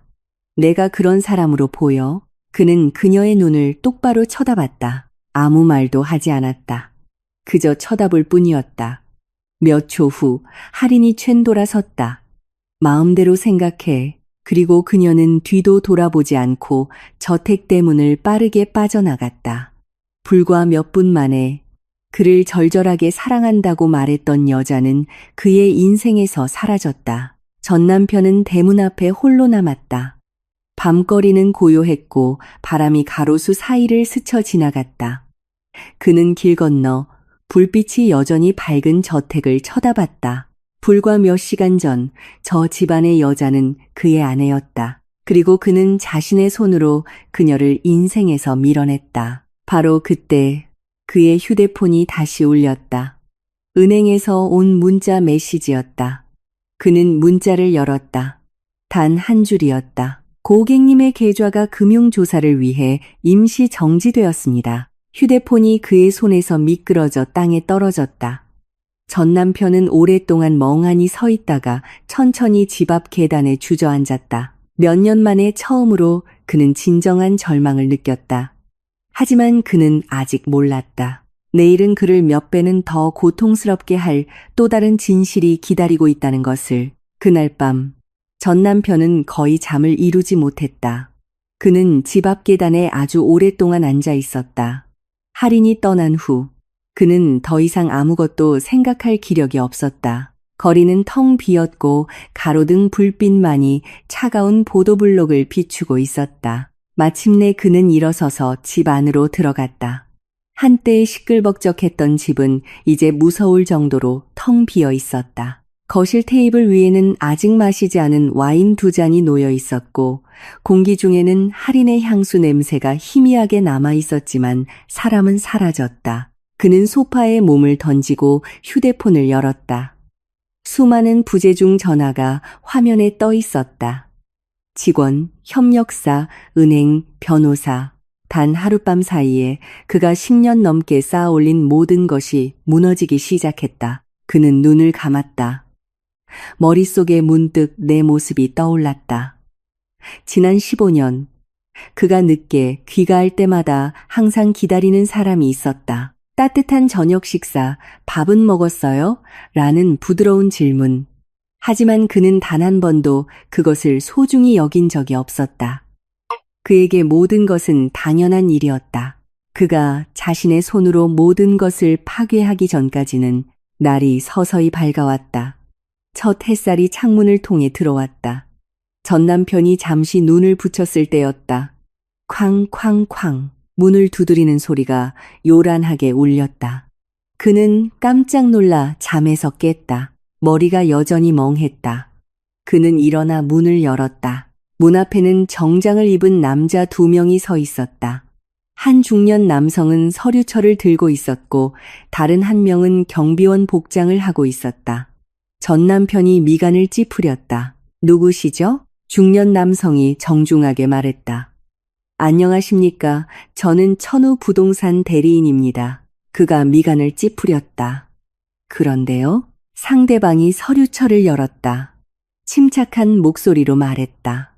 이 주택의 소유권이 이전되었음을 통보하러 왔습니다. 전 남편은 그 자리에 얼어붙었다. 뭐라고요? 상대방이 그에게 서류 한 장을 건넸다. 법적 서류입니다. 새로운 소유주께서 저희에게 주택을 점검하고 인수하라고 요청하셨습니다. 그는 서류를 뚫어지게 쳐다봤지만 머릿속은 정보를 거의 받아들이지 못했다. 말도 안 돼. 이 집은 내 집입니다. 남자가 고개를 저었다. 사실 이 주택은 이전부터 성안개발 소유였습니다. 귀하께서는 계약에 따라 할부금을 납부하고 계셨을 뿐입니다. 전 남편은 몸이 굳었다. 그가 할부로 집을 산 것은 사실이었다. 하지만 계약 만료까지는 아직 몇 년이 남아 있었다. 그는 으르렁거리듯 말했다. 그래서요? 우리에겐 아직 계약이 남아 있습니다. 상대방이 고개를 끄덕였다. 맞습니다. 하지만 성안개발이 이 부지 전체를 새로운 투자자에게 매각했습니다. 그는 심장이 세차게 뛰는 것을 느꼈다. 누구요? 남자는 아주 담담하게 대답했다. 로열 캐피탈입니다. 공기가 즉시 얼어붙었다. 전 남편은 귀가 멍해지는 것을 느꼈다. 로열 캐피탈.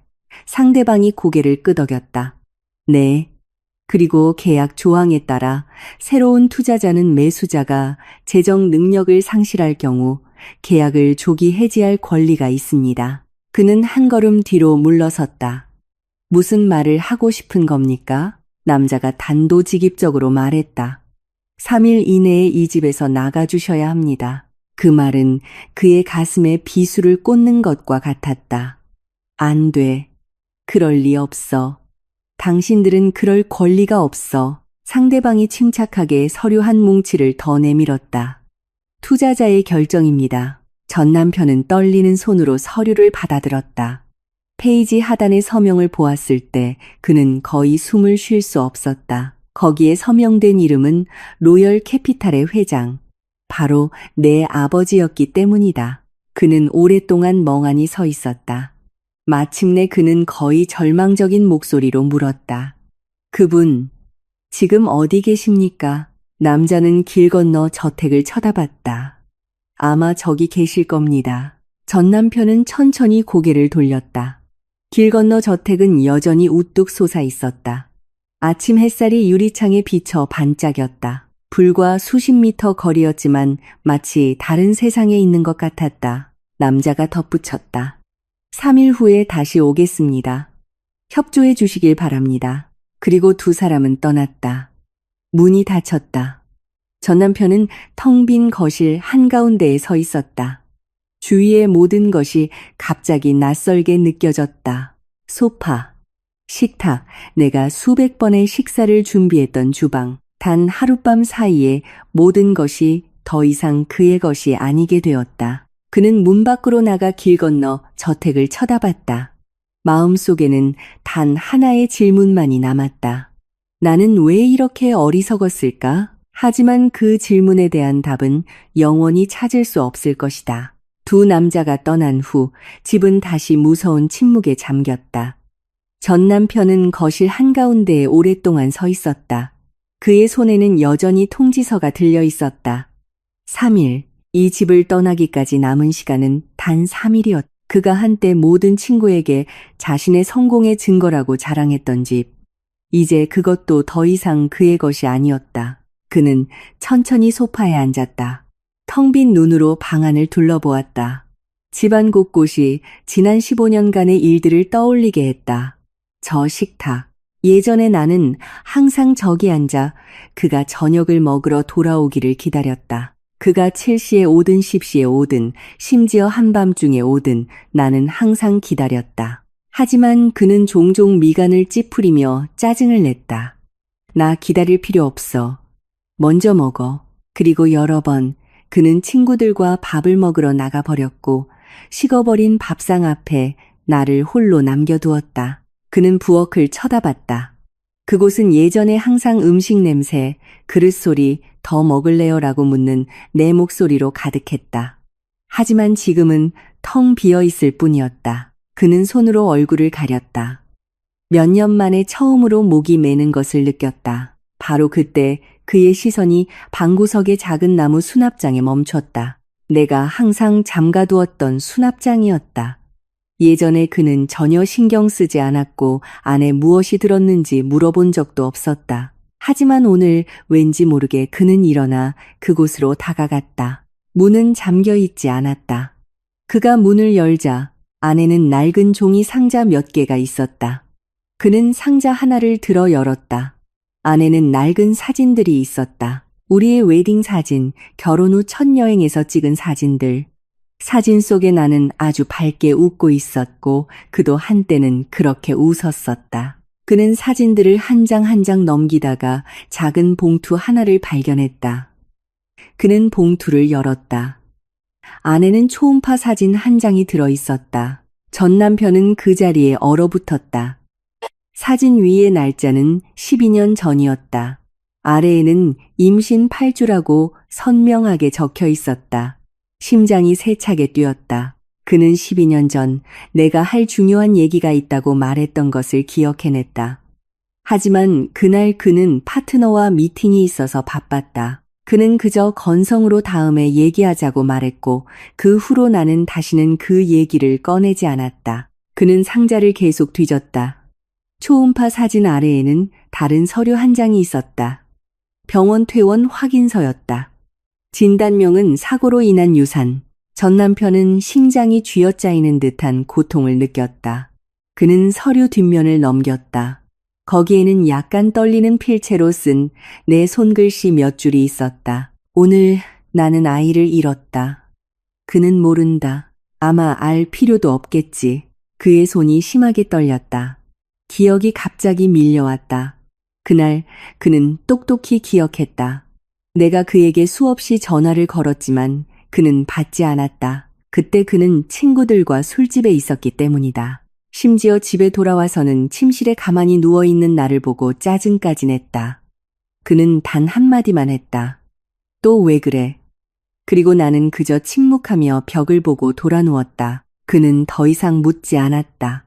오늘 12년이 지난 지금에서야 그는 진실을 알게 된 것이다. 전 남편은 바닥에 주저앉았다. 두 손으로 머리를 감쌌다. 그는 울지 않았지만 온몸이 떨렸다. 처음으로 자신이 무엇을 잃었는지 깨달았기 때문이다. 단지 아내뿐만이 아니라 자신의 아이까지도. 길 건너편 나는 저택 2층 창가에 서 있었다. 옛집을 바라보았다.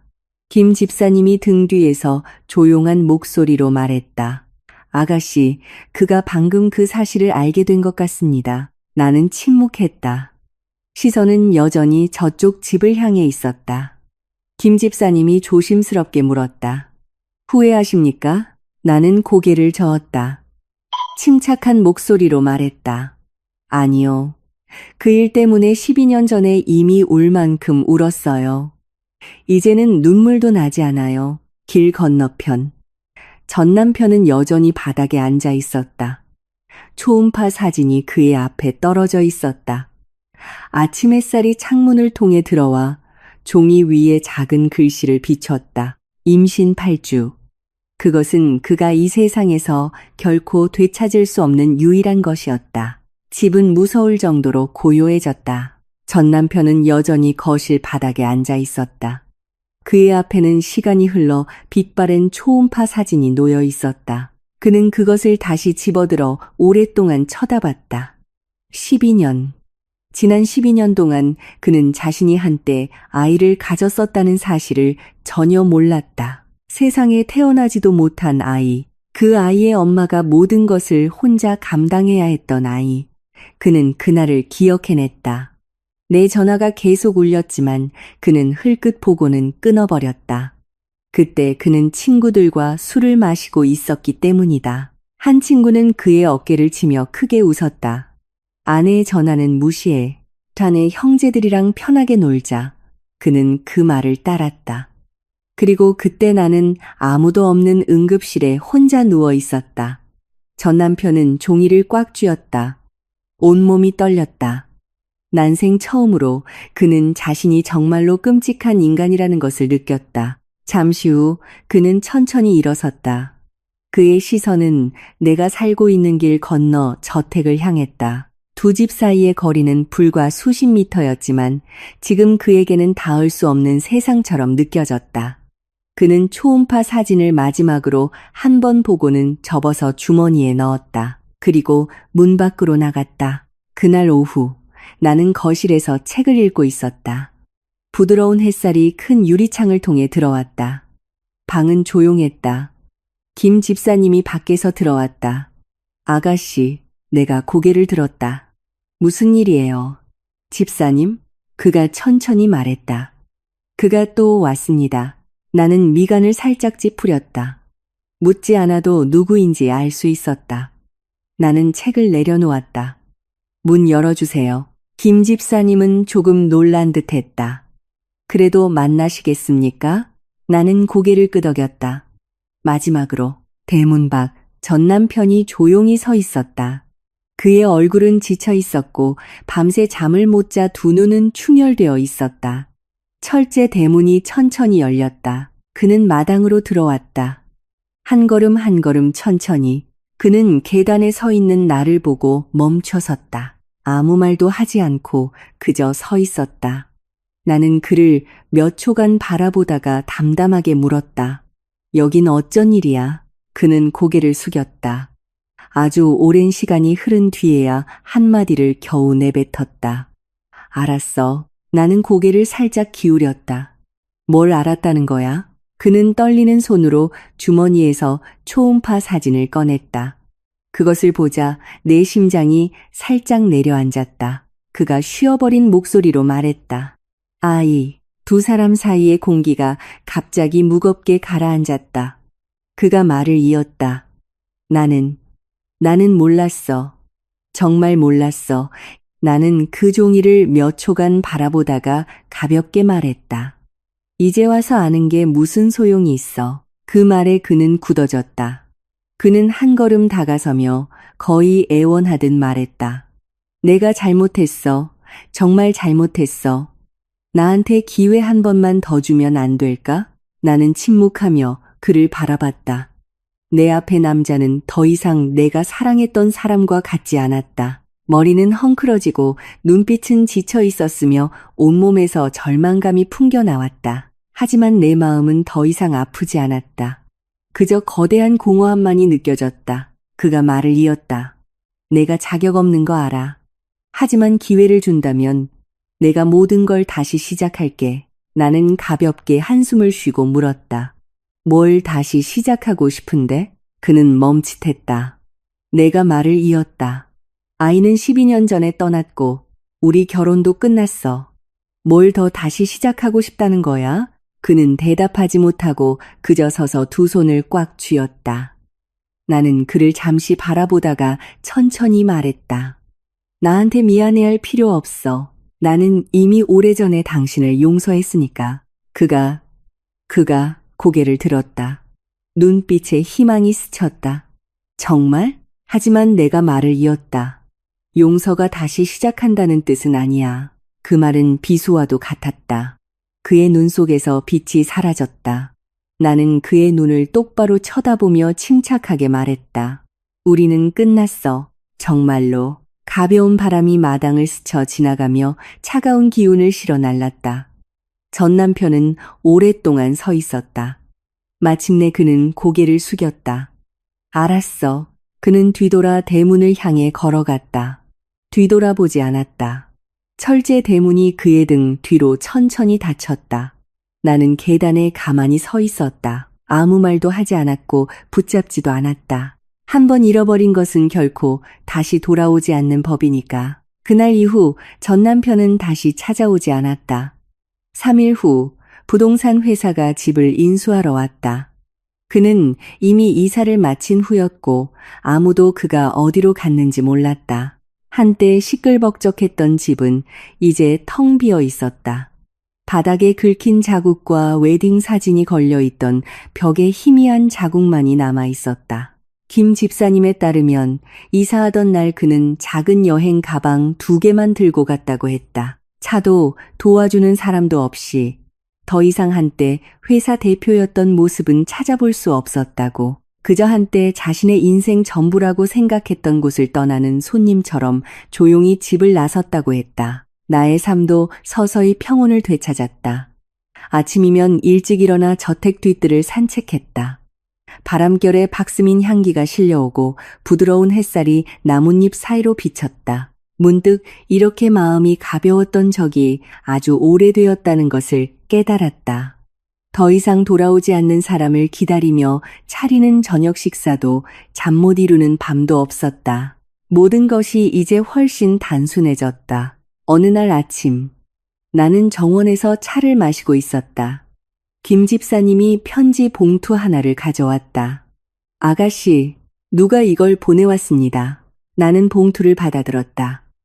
봉투 위에는 익숙한 필체로 한 줄만 적혀 있었다. 미안해.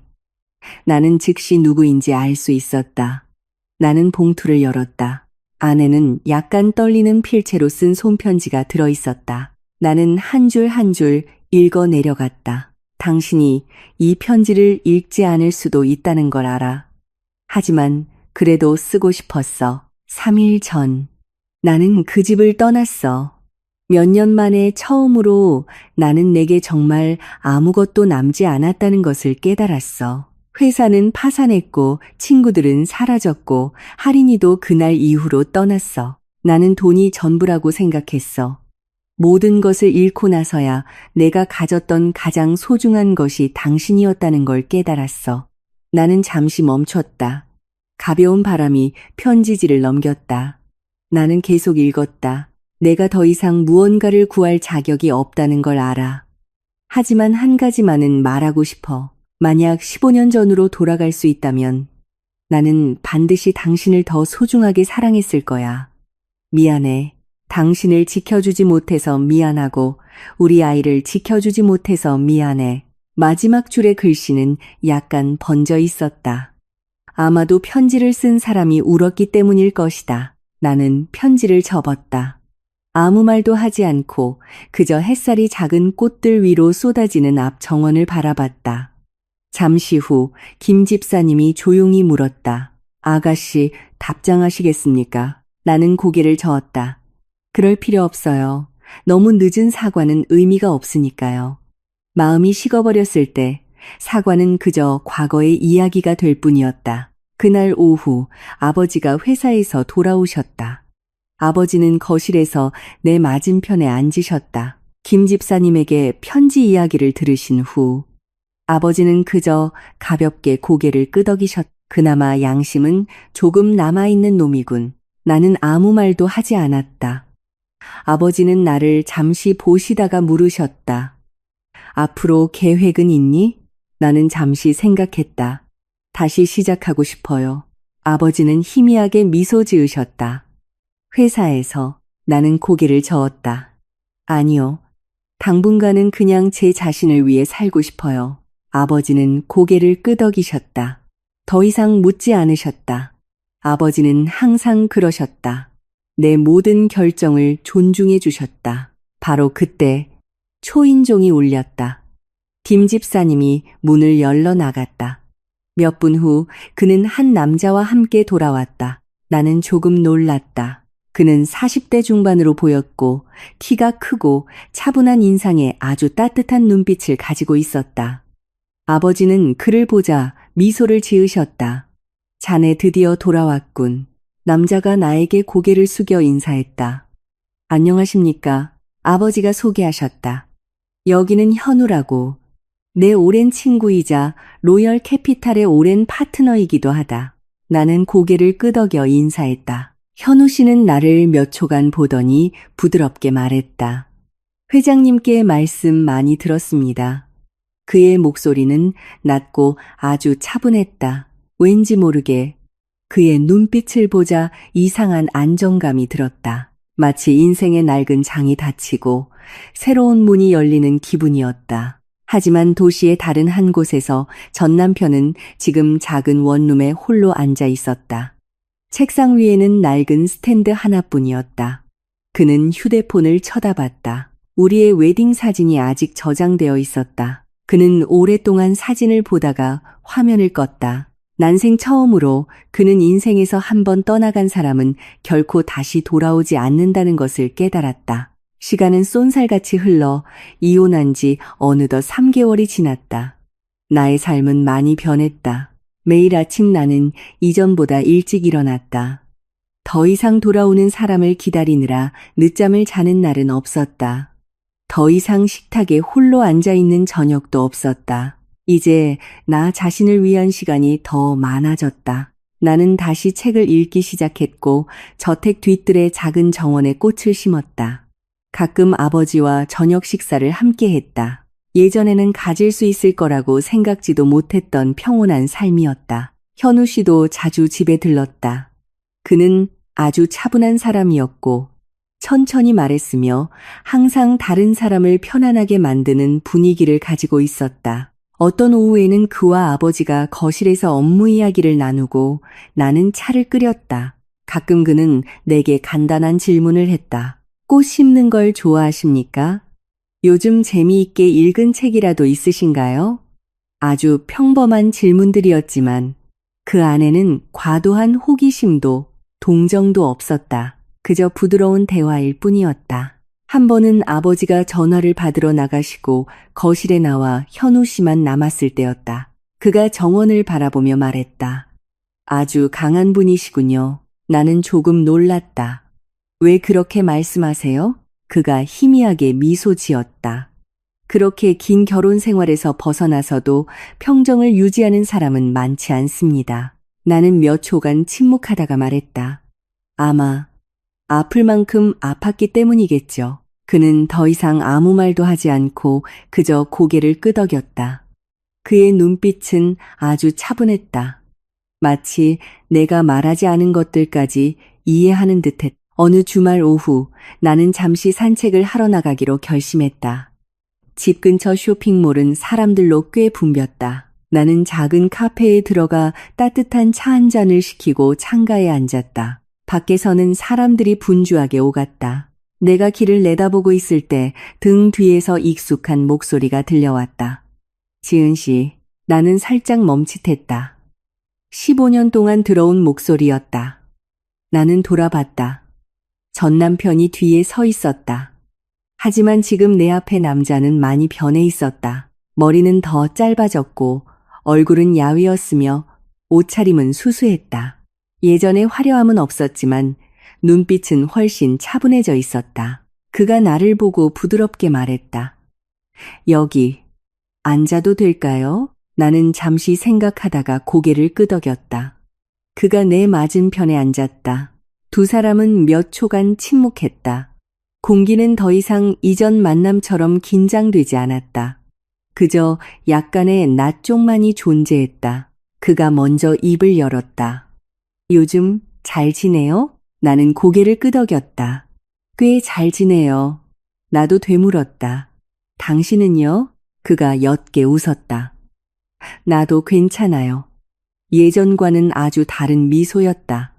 자신감은 없었지만 씁쓸함도 없었다. 그가 말을 이었다. 그 집에서 나온 뒤에 작은 원룸으로 이사했고 그 후에 일자리를 구했어요. 나는 조금 놀랐다. 무슨 일이요? 그는 아주 담담하게 대답했다. 건축 자재 가게에서 판매원으로 일해요. 나는 그를 쳐다봤다. 무슨 말을 해야 할지 몰랐다. 그는 한때 큰 회사의 대표였지만 지금은 아주 평범한 일부터 다시 시작하고 있었다. 그는 내 눈 속에 놀라움을 읽었는지 그저 옅게 웃었다. 처음에는 적응이 안 됐는데 점점 한 가지를 깨닫게 됐어요. 그가 창밖을 내다봤다. 평범한 사람으로 사는 것도 나쁘지 않더라고요. 나는 침묵했다. 그가 다시 나를 쳐다봤다. 다시 시작하자고 온 거 아니에요. 그냥 한마디 하고 싶어서 왔어요. 그가 고개를 숙였다. 고마워요. 나는 조금 의외였다. 뭐가요? 그가 천천히 말했다. 만약 그런 일이 없었다면 아마 나는 평생 내가 얼마나 잘못했는지 깨닫지 못했을 거고 또 어떻게 제대로 살아야 하는지도 배우지 못했을 거예요. 나는 그를 오랫동안 쳐다보다가 부드럽게 말했다. 잘 지내길 바라요. 그가 고개를 끄덕였다. 나도 당신이 행복하길 바라요. 두 사람은 몇 초 더 침묵했다. 그리고 그가 일어섰다. 이제 일하러 가봐야겠어요. 떠나기 전에 그는 마지막으로 나를 돌아봤다. 정말로 평온한 삶을 살길 바라요. 그리고 그는 카페를 나서서 거리의 인파 속으로 사라졌다. 나는 그의 뒷모습을 바라봤다.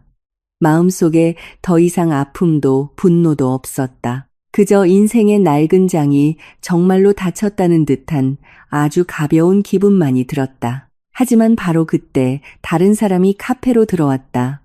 내가 고개를 들자 현우 씨였다. 그가 나를 보고 조금 놀란 듯했다. 우연이군요. 나는 미소 지었다. 여기에도 오시는군요. 그가 고개를 끄덕이고 맞은편 의자에 앉았다. 그의 시선이 잠시 문 쪽을 향했다.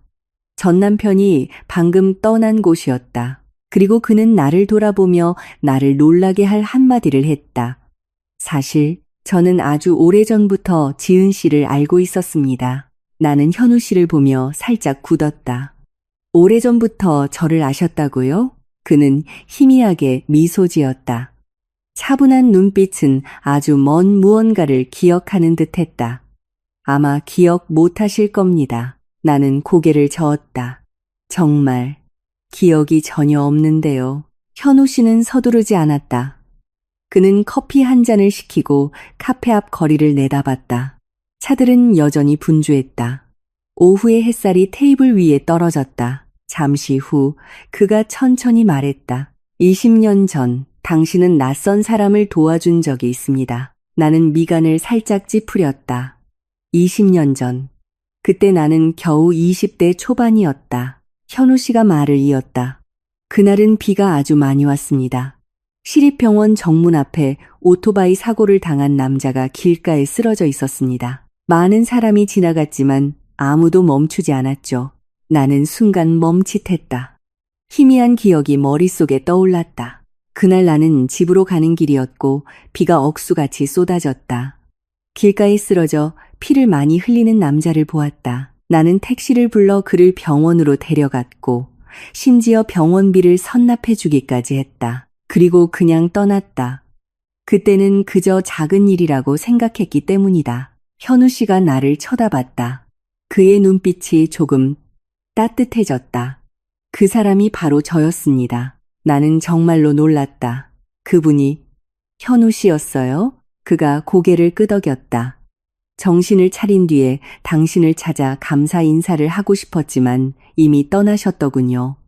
병원 기록을 통해 겨우 당신의 이름만 알 수 있었습니다. 나는 침묵했다. 그렇게 작은 일이 20년 동안이나 기억될 줄은 몰랐다. 현우 씨가 말을 이었다. 그때부터 항상 생각했습니다. 기회가 된다면 반드시 당신에게 감사해야겠다고. 하지만 제가 당신을 찾았을 때 당신은 이미 결혼한 후였습니다. 나는 이해했다. 그래서 나타나지 않으셨군요. 그가 고개를 끄덕였다. 당신의 삶을 방해하고 싶지 않았기 때문입니다. 나는 그를 쳐다봤다.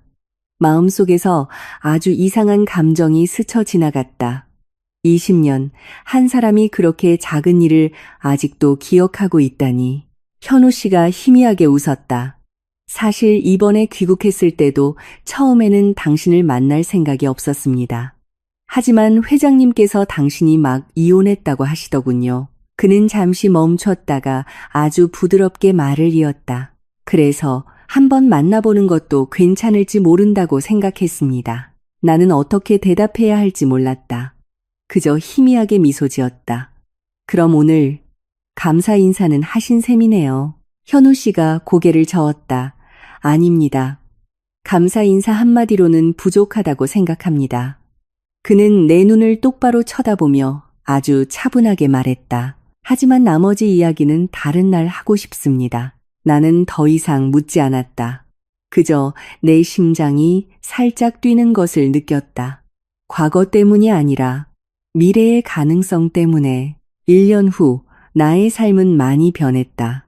나는 아버지의 투자 펀드에서 몇몇 프로젝트 관리에 참여하기 시작했다. 너무 바쁘지는 않았지만 내가 의미 있는 삶을 살고 있다는 느낌을 주기에 충분했다.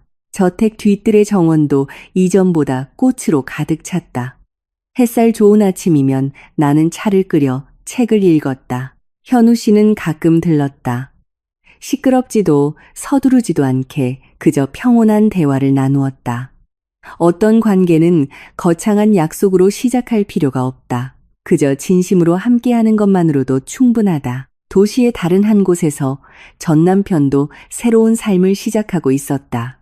그가 일하는 건축자재 가게는 꽤 작았고 일은 바빴지만 안정적이었다. 그는 매일 일찍 일어나 상품을 정리하고 손님에게 상담해 주었다.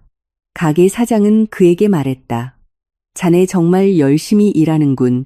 그는 그저 웃었다. 아마 예전에 너무 많은 시간을 낭비했기 때문일 겁니다. 저녁에 작은 원룸으로 돌아오면 그는 가끔 옛 웨딩 사진을 쳐다보았다. 하지만 더 이상 고통스럽지 않았다. 그저 하나의 기억, 하나의 교훈일 뿐이었다. 그는 인생을 스쳐 지나가는 어떤 사람들은 자신에게 더 나은 사람이 되는 법을 가르쳐 주기 위해 존재한다는 것을 깨달았다. 비록 그 대가가 아주 비쌌지만 어느 가을 오후 나는 저택 뒤뜰에 서 있었다. 노란 나뭇잎이 길 위에 가볍게 떨어졌다. 현우 씨가 들어왔다. 그의 손에는 따뜻한 차 2잔이 들려 있었다. 그는 내게 한 잔을 건네며 물었다. 오늘 바쁘십니까? 나는 미소 지었다. 아니요. 그가 나를 쳐다봤다. 눈빛이 따뜻했다. 그럼 잠시 산책이라도 할까요? 나는 고개를 끄덕였다. 두 사람은 함께 대문을 나섰다. 앞길은 노란 나뭇잎으로 뒤덮여 있었고 바람이 부드럽게 불었다. 인생은 때로 아주 이상하다. 평생 함께할 것이라 생각했던 사람들은 중도에 떠나간다. 하지만 아주 늦게 더 이상 기회가 없을 것이라 생각했을 때 찾아오는 사람들도 있다. 그리고 그들은 시끄럽지도 서두르지도 않게 마치 폭풍이 지나간 뒤에 평온한 계절처럼 조용히 우리의 삶 속으로 걸어 들어온다.